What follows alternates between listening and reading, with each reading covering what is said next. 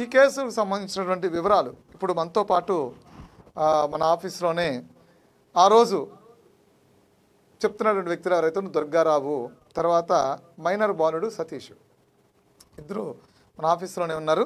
తర్వాత ఇదే కేసును వాదించినటువంటి అడ్వకేట్ సలీం కూడా లైవ్లో జాయిన్ అయి ఉన్నారు. అదేవిధంగా ఈ కేసుని సోషల్ యాక్టివిస్ట్గా ఎన్నోసార్లు సంభాషించినటువంటి సోషల్ యాక్టివిస్ట్, అదేవిధంగా పొలిటికల్ అనలిస్ట్ శ్రీలీలా గారు కూడా ఉన్నారు. ముందు ఈ కేసులో సతీష్తో మాట్లాడదాం. సతీష్ని రాయి విసరొద్దని చెప్పిన వ్యక్తి ఎవరు, అసలు ఆయన చెప్పాడా లేదా, అదేవిధంగా సతీష్తో కాసేపు బల్ల మీద కూర్చొని మాట్లాడి వెళ్ళిపోయినటువంటి వ్యక్తి ఎవరు, ఇవన్నీ కూడా అతని అడిగి తెలుసుకుందాం. అసలు ఆ వ్యక్తులు ఉన్నారా లేదా, అతను చెప్పాడా లేదా, వాస్తవాలు అయితే తెలియాల్సినటువంటి ఆవశ్యకత ఉంది. కాబట్టి కేసు ఇక్కడితో కాదు, ఈ కేసులో ఉన్నటువంటి నిజాలు ఈ ప్రభుత్వం బయటికి తీయాలి.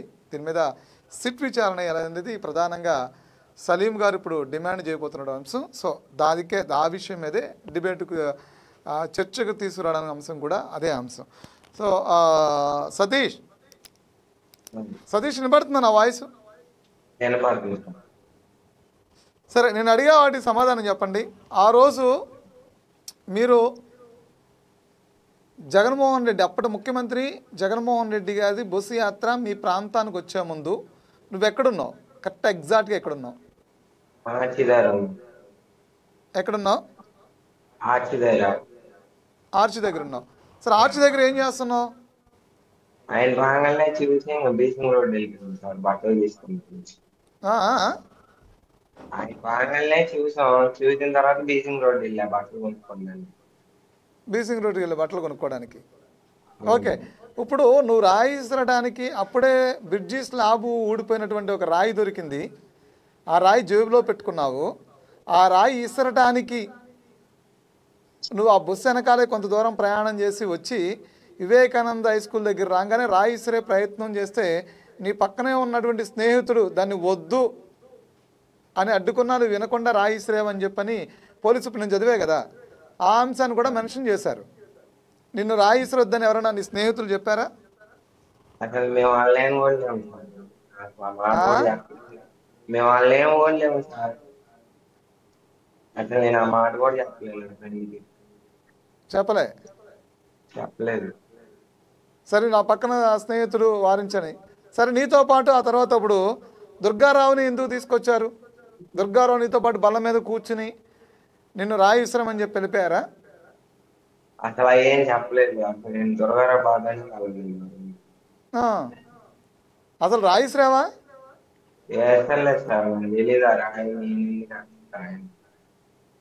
అసలు ఆ ప్రాంతంలో ఉన్నావా? అసలు లేని వాళ్ళు నేను ఈ వయసు ఎంత? ఇప్పుడు 18.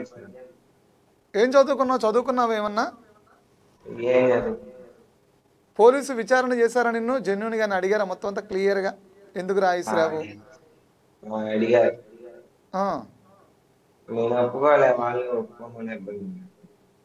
ఒప్పుకోమని చెప్పారు. ఓకేనా? సరే, నీ పక్కన ఆ దుర్గారావుని కూడా ఒకసారి తీసుకోండి. దుర్గారావు సార్, ఏమంటారు? మిమ్మల్ని తీసుకెళ్ళి వదిలేసినట్టున్నారు, కేసు ఏం పెట్టినట్లేరు కదా? సతీష్ వాళ్ళ పాదం సార్. దుర్గారావు అంటే వేరే అతను. రైట్. ఓకే, అతను రాలేదు కదా? అవును సార్. ఏం జరిగింది ఓవరాల్గా? అదే ఇంకా జగన్మోహన్ రెడ్డి కేసులో మీ అబ్బా ఆ రోజు కరెక్ట్గా అదే 15వ తారీఖు వచ్చారు సార్, నైట్ 11:30కి ఇంటికి. ఆ రోజు 11:30, 12 ఆ టైంలో వచ్చేసారు. వచ్చే తలుపు కొట్టారు పోలీసు వాళ్ళు వచ్చి తలుపు కొట్టే, ఏంటి సార్ అంటే, ఏం లేదమ్మా మీ అబ్బాయిని పోలీస్ స్టేషన్కి తీసుకెళ్ళాలి అన్నారు. ఎందుకు సార్ అంటే, ఏం లేదమ్మా ఇక్కడ గంజాయను డ్రగ్స్ తాగుతున్నారు, కంప్లైంట్ వచ్చింది, మీ అబ్బాయి కూడా ఉన్నాడంట. ఏం లేదు మామూలుగా ఫార్మాలిటీగా ఉన్నారా లేరా అని అడిగి పంపించేస్తాం అని వచ్చి తీసుకుని వెళ్ళిపోతారు. నిద్రపోతున్నాడు నైట్ 11:30.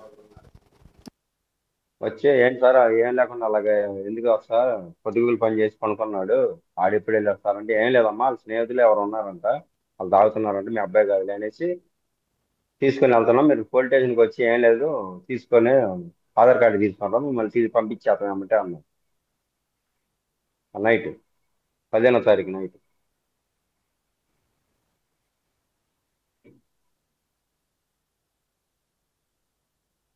హలో చెప్పండి దుర్గారావు గారు చెప్పండి. అని తీసుకొని వెళ్ళారు సార్. ఆ, నువ్వు పోలీస్ స్టేషన్ కాడికి రమ్మంటే పాటుగా ఆధార్ కార్డు మీ అబ్బాయి సతీష్ ఆధార్ కార్డు తీసుకొని వచ్చేసి మామూలు సంతకం పెట్టి మళ్ళీ మీ అబ్బాయిని తీసుకొని వచ్చేది కానీ అనేసి వాళ్ళు మా సతీష్ని జీబు ఎక్కించుకొని వెళ్ళిపోయారు. ఉమ్, జీబు ఎక్కించుకొని వెళ్తే సరే అని నేను ఆధార్ కార్డు తీసుకొని నా బండి వేసుకొని వెళ్ళే లోపల ఎటు వెళ్ళారో నేను చూడలేదు. ఉమ్, జీబు ఇటు వెళ్ళారో మరి అటు ఎటు వెళ్ళారో తెలియదు. నేను రాజరాజపేట పోలీస్ స్టేషన్ కాడికి వెళ్ళాను. ఉమ్, వెళ్ళి పోలీస్ స్టేషన్ దగ్గరికి వెళ్ళి అడిగాను. లోపల అడిగితే ఇంకా రాలేదమ్మా కొంచెం కూర్చో ఇంకా పిల్లగాళ్ళు ఎంక్వైరీ అదే డ్రగ్స్ అది గంజాయి తాగుతున్నారని కంప్లీట్ వచ్చింది కదా మిగతా వాళ్ళని కూడా తీసుకొస్తారు కొంచెం కూర్చో గంట అన్నారు. ఉమ్, అలాగే గంటన్నర 2 గంటలు కూర్చున్నాను సార్ పోలీస్ స్టేషన్ కాడ. ఉమ్, అప్పుడు నైట్ 1:30 అయింది పోలీస్ స్టేషన్ కాడ కూర్చున్నాను. మళ్ళీ వెళ్ళి అడిగాను 1:30 2 వెళ్ళి అడిగితే అమ్మ ఇంకా వస్తారులే నువ్వు ఎందుకు కంగారు పడతావు వస్తారులో కూర్చో అంటే సర్లేనా అక్కడ దోమలు కొడుతున్నాయని 2:30 3 దాకా అక్కడనే కూర్చొని ఇంటికి వచ్చాను సార్. మళ్ళీ ఉమ్, ఇంటికి వచ్చి మా గూడెం పెద్ద మనుషులకి చెప్పాను ఇలా సంగతి అండి ఇలాగ తీసుకెళ్లారు అక్కడ అడిగితేనేమో వస్తారు కూర్చో అని ఇప్పుడు దాకా కోసి పెట్టారని ఆ నైట్ 3:30కి మా పెద్ద మనుషుల దగ్గర ఒక ఆయన దగ్గరికి వెళ్ళి అడిగాను. అడిగితే సర్లేరా ఆగు ఇంకొక 2 గంటలు ఆగు తెల్లారిద్ది కదా వెళ్ళి అడుగుదాము అన్నారు సార్.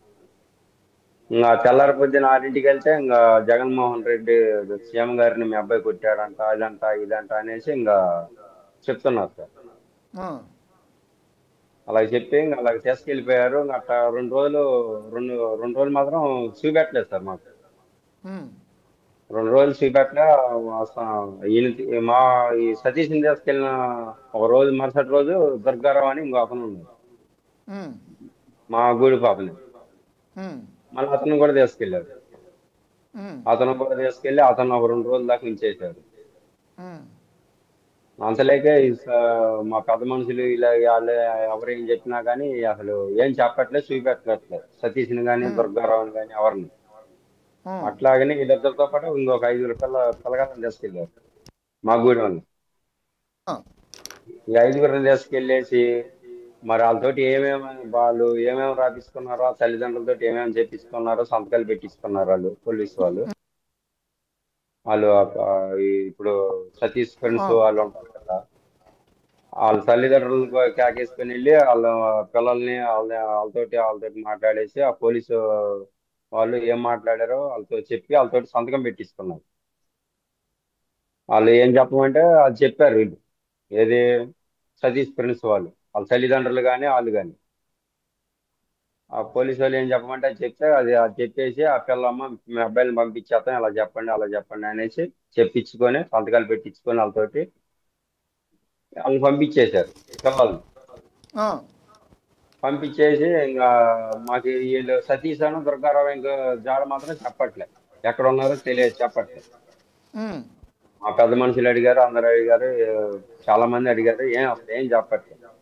ఉమ్, అందులోకే లాయర్ సలీం సారు వైజాగ్ నుంచి వచ్చాడు సార్. ఆ, వైజాగ్ నుంచి అక్కడికి రాజరాజ పోలీస్ స్టేషన్ దగ్గరికి వచ్చాడు. ఉమ్, వచ్చేసి ఏంటమ్మా ఏంటి ఇలాగ సంగతి ఇలాగంట కదా అసలు ఏం జరిగిందంటే ఏం జరగలేదు సార్ అసలు ఏం చేయలేదు రాయి వేసిన వాళ్ళు కాదు మా అబ్బాయిలు అసలు వాళ్ళు కాదు మా పిల్లలు పొద్దుగూకులు పనికి వెళ్తారు సాయంకాలం వస్తారు ఒక అరగంట అలా తిరుగుతారు వచ్చి 7:30 8:00 పనుకుంటారు సార్ ఇంట్లో. నైట్ 9:30 10 దాకా కూడా తిరగరు. ఉమ్, 7:30 8:00 నిద్రపోతారు అనేది చెప్పాం. మరి ఇలాగ జరిగిందా ఏంటమ్మా మరి అంటే మీకు తరపున ఎవరు ఉన్నారంటే ఎవరు లేదు సార్ అసలు ఏం చెప్పట్లేదు ఎవరున్నారో తెలియదు పోలీస్ స్టేషన్ లో ఉన్నారో తెలియట్లేదు లేకపోతే తీసుకెళ్ళాలన్నా ఏం చేస్తున్నారో కూడా తెలియట్లేదు సార్ అని సార్ గారికి చెప్పాం. ఉమ్, సలీం సార్ గారు ఆ, ఆయన అవన్నీ రాసుకొని అమ్మ మీరేం బాధపడమాకండి మీరేం చదమాకండి మీరు మాకు రూపాయి బిల్ల అవసరం లేదు నేను మాత్రం ఈ కేసు మాత్రం నేను చూసుకుంటాను అనేసి ఆ సలీం సార్ దేవుళ్ళలాగా వచ్చాడు సార్ ఆ టయానికి ఉమ్, చేసి ఆయన ఇంక మరి ఇంక ఆయన ఏం మనకు తెలియదు సార్ ఏమేమి రాశారో ఏమో మరి ఈ నోటీస్ పంపించారు సార్ కోర్టుకి పంపించాడు. ఉమ్, ఉమ్, కోర్టుకి పంపించగానే మరుసటి రోజు సాయంకాలం కల్లా దుర్గారావుని అట్లా అట్టి పెట్టేసి సతీష్ని కోర్టుకి తీసుకొచ్చారు సార్. ఉమ్, కోర్టుకి తీసుకొచ్చి అప్పు చెప్పారు సార్ కోర్టుకు ఇక్కడ మన ఆంధ్ర హాస్పిటల్ దగ్గర ఆ, ఆ కోర్టుకి అప్పు చెప్పారు. ఇంక అక్కడి నుంచి మళ్ళీ రిమాండ్ వేశారు ఒక 14 రోజులు ఇక్కడ సబ్ జైల్లో. మళ్ళీ అక్కడి నుంచి నెల్లూరు సెంట్రల్ జైలుకి తీసుకెళ్లారు సార్ ఆ. సతీష్ని. రైట్. సతీష్ వినపడుతుందా? చెప్పండి సార్. లేకపోతే సతీష్ ఏంటి పరిస్థితి? అంటే అప్పుడు నిన్ను తీసుకెళ్లారు, పోలీసు వాళ్ళు కొట్టి తిట్టి బలవంతంగా ఒప్పించారనేది కొన్ని రూమర్స్ వినపడాయి, నిజమేనా అవన్నీ?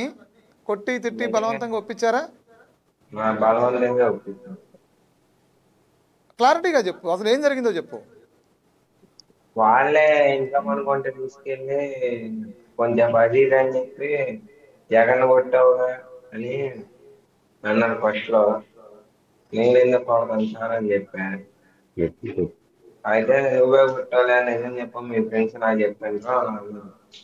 ఎవరో పిలిపోయింది సార్ మా ఫ్రెండ్స్ ని, నేనైతే కొట్టలేదు, ఎవరు చెప్పిండ్రు వాళ్ళు మీకు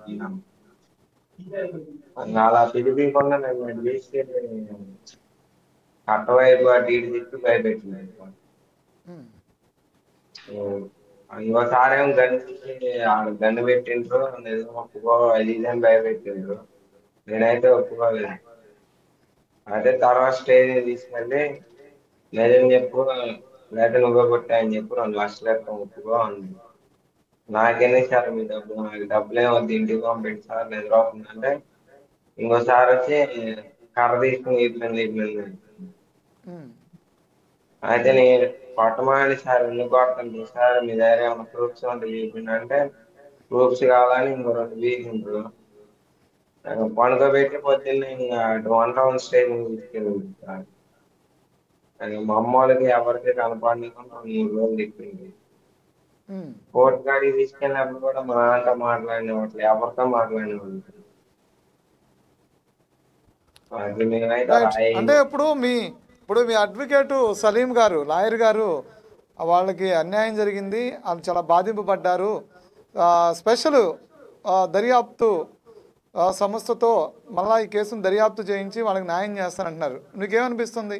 అలా చేస్తే నిజం తెలిసిద్ది, నా మీద నిందలు తొలగిపోద్ది, ఆ కేసు తొలగిపోద్ది అనేది అనిపిస్తుందా? అనిపిస్తుంది సార్. మరి అలా చేస్తేనే కేసు గురించి తెలిసేది. ఉమ్. అలా చేయాలని నువ్వు కోరుకుంటున్నావా? అలా చేస్తేనే నిజాలు బయటకు వస్తాయి, నువ్వు నేరం చేయలేదు అనేది నీకు పూర్తిగా నమ్మకం ఉందా? నమ్మకం ఉంది సార్. నేనైతే కొట్టలేను కూడా కొట్టలేదు. ఆ. ఎవరు సో కొట్టిండ్రో మాకు తెలియదు కూడా తెలిసింది. ఉమ్.